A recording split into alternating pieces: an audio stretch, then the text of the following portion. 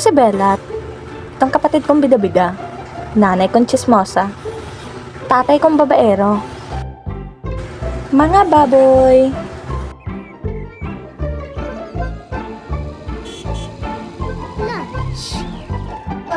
Ay putang ina, nandito na pala sila. Inay, nandito na po kami. Kasama na namin si Lolang Pangit. Tama siya, Inay. Hoy mga putang inang baboy na to. Nay, pagpasensyahan niyo na po yung mga plastic niyong apo. Dito na kami. Oo. Hoy, ano ba George? Maghintay ka naman, putang ina ka. Hi Lola. Hi po Lola. Hello mga apo, nakikita niyo ba mga tanim ko?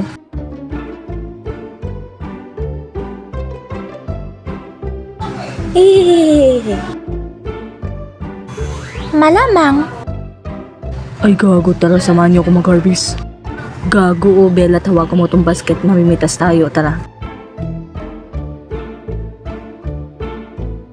Itong dalawang to para sa lola mong bungal.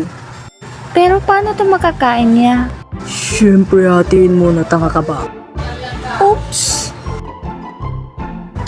Yung lolo ko kalabot yung muka. Tang ina mo.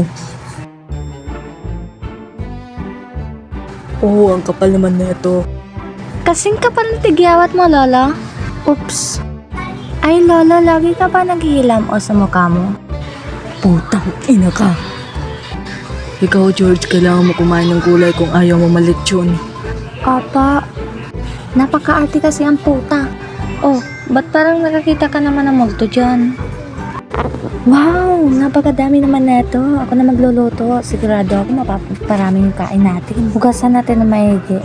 Luto na. Ito George, tikman mo to. Putang ina ka, hindi mo lang to tikman. Kain na mga baboy. O ano, saan, sino, bakit, sa